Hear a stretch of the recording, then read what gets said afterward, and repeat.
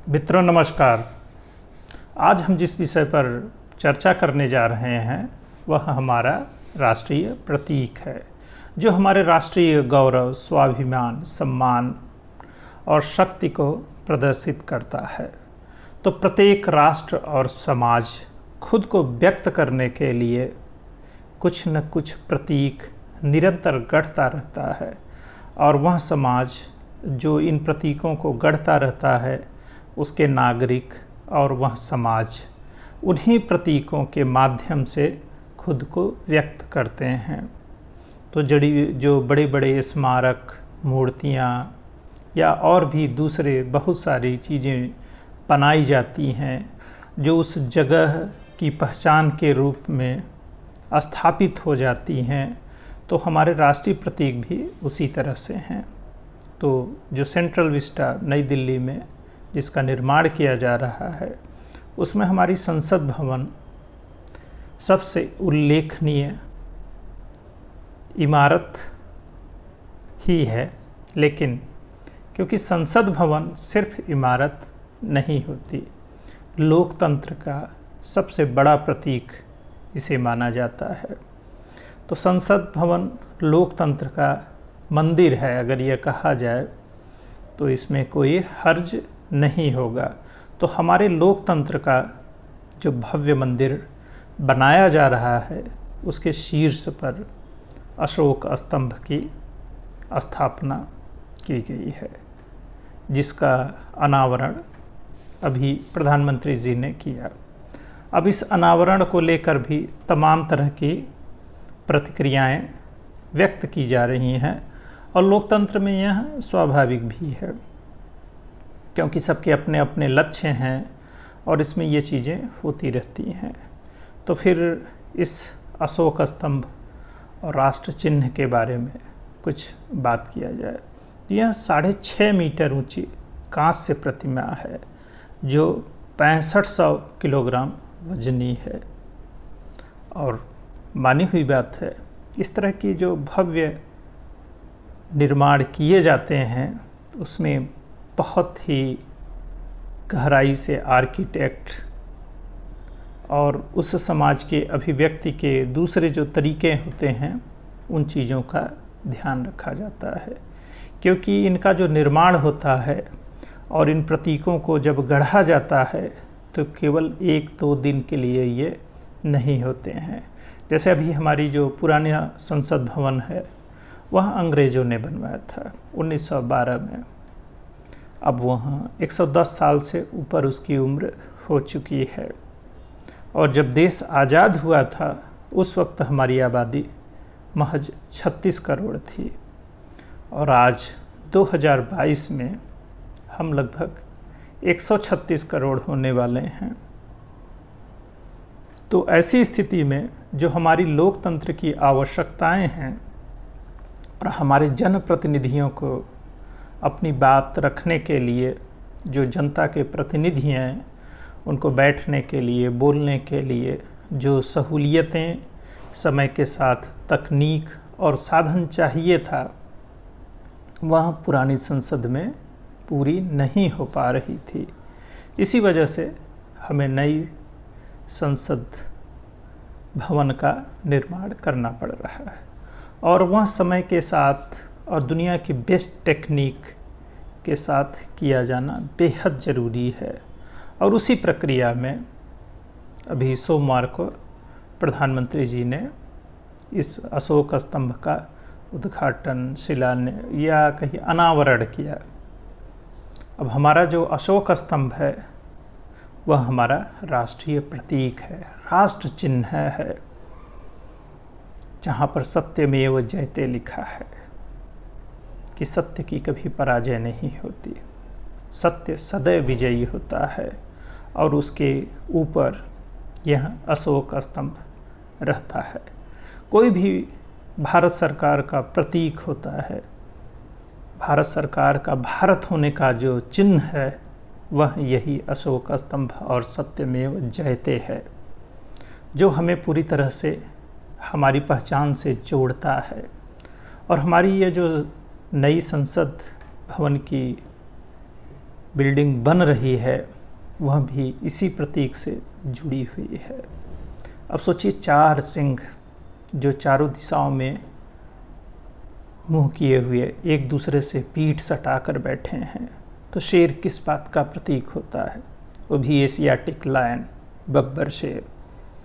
शेर साहस का प्रतीक होता है, शौर्य का प्रतीक होता है, स्वाभिमान, शक्ति, मतलब जो भी शक्ति और आत्मविश्वास से जुड़ी चीज़ें होती हैं उसका प्रतीक यह शेर होता है। तो शांति स्थापित करने के लिए भी शक्ति और साहस की आवश्यकता होती है। उसके बगैर कहीं शांति स्थापित नहीं की जा सकती है। हम कितनी भी बड़ी बड़ी बातें कर लें, मगर शांति की स्थापना शक्ति के बगैर नहीं हो सकती है। किसी कमज़ोर व्यक्ति से शांति स्थापित करने की उम्मीद नहीं की जा सकती है। शांति हमेशा शक्तिशाली ही तय करता है, क्योंकि वही शासक है और वो शासन व्यवस्था कैसे चलाएगा उसी पर निर्भर करता है।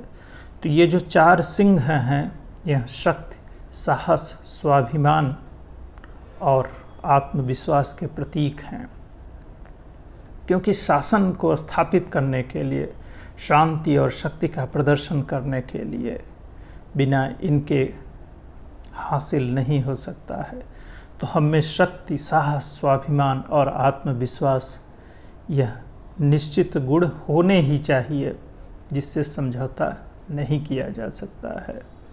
अब आप देखिए, जो ये अशोक के समय ये बातें हुई कि अशोक बौद्ध धर्म के अनुयायी हो गए, मतलब शक्ति, मतलब राजा, राज्य, क्या युद्ध और सेना के बिना किसी राज्य के सशक्त होने की धारणा स्थापित की जा सकती है?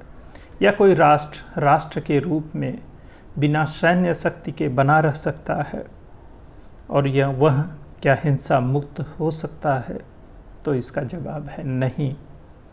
राष्ट्र को बचाए रखने, बनाए रखने के लिए सैन्य शक्ति एक अनिवार्य शक्ति है। तो अशोक बौद्ध धर्म अपना रहा है, मगर उसका प्रतीक, उसके जो साहस, शौर्य और शक्ति के जो प्रतीक हैं वह ये शेर हैं, जो उसके दिग्विजयी होने की बात बता रहे हैं कि शक्ति और सामर्थ्य से कोई समझौता नहीं किया जा सकता है और कोई भी शांति बगैर इनके नहीं स्थापित की जा सकती है। तो हमारा जो राष्ट्र चिन्ह है, जिसमें 4 सिंह हैं, वह इसी बात के द्योतक हैं, क्योंकि हमें शांति स्थापित करना है। इसलिए हमें सर्वाधिक शक्तिशाली होना होगा, साहसी होना होगा, स्वाभिमानी होना होगा और आत्मविश्वास से भरा होना होगा। अब सोचिए, अब जो ये सिंह स्तंभ है उसी के नीचे 4 चक्र भी हैं जो चलायमान होने, धर्म चक्र प्रवर्तन, बौद्ध धर्म में इससे जोड़ा जाता है। और ये बौद्ध धर्म सनातन संस्कृति का ही हिस्सा है, परिणाम है, उसी चिंतन परंपरा का अंग है। तो चक्र किसी एक पंथ में नहीं है, वह सनातन धर्म का सतत रूप से हिस्सा रहा है। वह वेदों, उपनिषदों में लगातार आता रहा है। ये जितने प्रतीक हैं किसी एक पंथ के या सिर्फ एक जगह पर अंकित और उसी के हिस्से नहीं रहे हैं, यह भारतीय परंपरा के अनिवार्य हिस्से रहे हैं।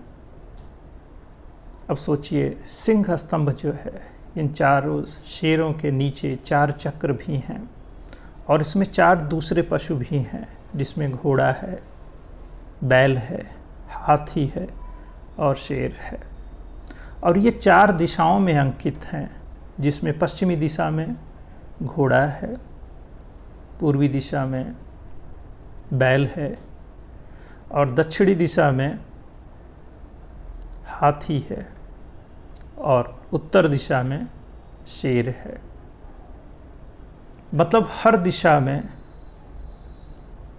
शासन और सत्ता को मजबूत करने के लिए हमें किसी तरह से कोई समझौता नहीं करना है और जिसका नियंत्रण इसी साहस, शौर्य, स्वाभिमान, आत्मविश्वास के बल पर किया जा सकता है।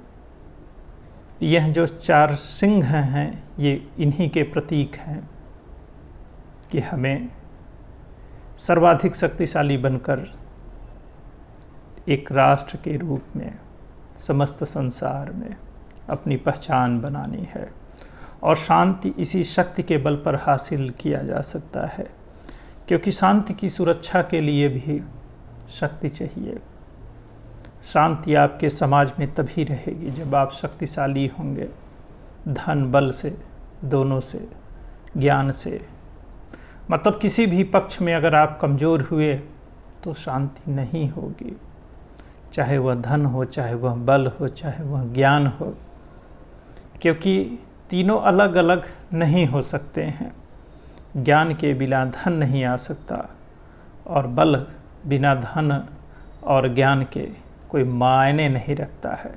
और बल का अर्थ केवल शारीरिक बल नहीं रह गया है, अब तकनीक और ज्ञान सारे बल को रचती है, सारे धन को रचती है।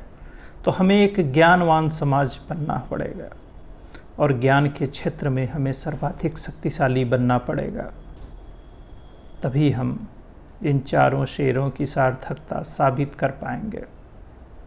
अच्छा, एक और विमर्श देखते हैं कि हमारे यहाँ हर बात की आलोचना करने का एक अजब सा चलन है कि अगर प्रधानमंत्री ने अनावरण किया तो क्यों कर दिया, उन्होंने अगर सनातन विधि से पूजा पद्धति से किया तो ये क्यों कर दिया, अगर उन्होंने नहीं किया तो क्यों नहीं किया। भाई, कोरोना काल में क्यों निर्माण किया जा रहा था, इतनी ज़रूरी क्यों था, धन की बर्बादी क्यों की गई।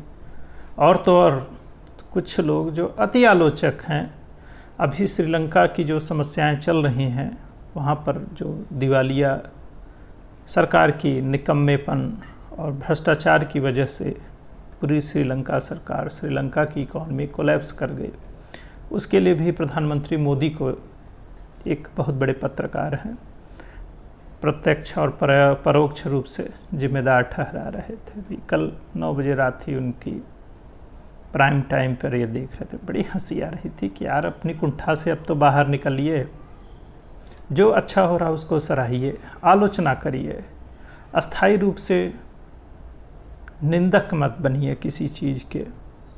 कुछ अच्छा हो रहा है तो उसकी तारीफ़ करने में कोई हर्ज नहीं है। और बहुत सारी चीज़ें हो रही हैं, एक बड़ा देश है, हम 36 करोड़ से 136 करोड़ की तरफ बढ़ रहे हैं और अगले साल हम चीन को भी पीछे छोड़ देंगे।